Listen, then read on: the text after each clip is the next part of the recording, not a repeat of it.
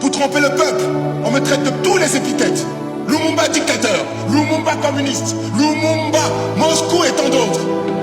Est-ce que, quand nous luttions ici, qu'on m'a jeté en prison parce que je réclamais l'indépendance immédiate, était-ce des Russes qui me conseillaient cela? Non. Quand nos frères luttaient partout, était-ce des Russes qui nous instiguaient à réclamer l'indépendance?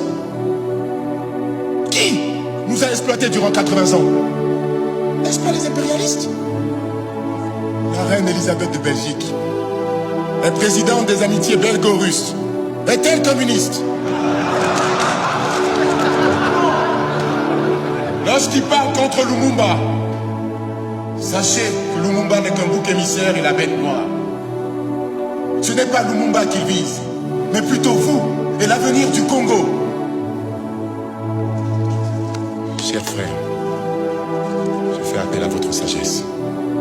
La sagesse bantou. La situation est plus grave que vous ne l'imaginez. Unissons-nous, car vous êtes capables de sauver ce pays.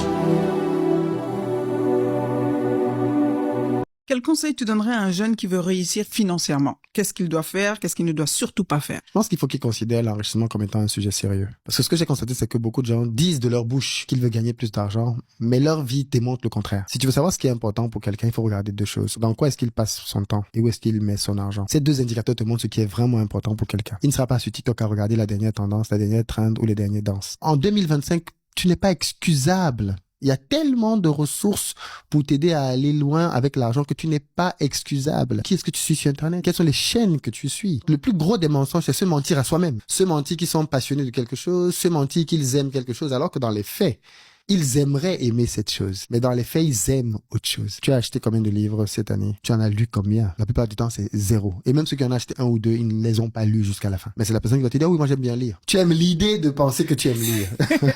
Mais dans les faits, il faut être franc avec toi-même.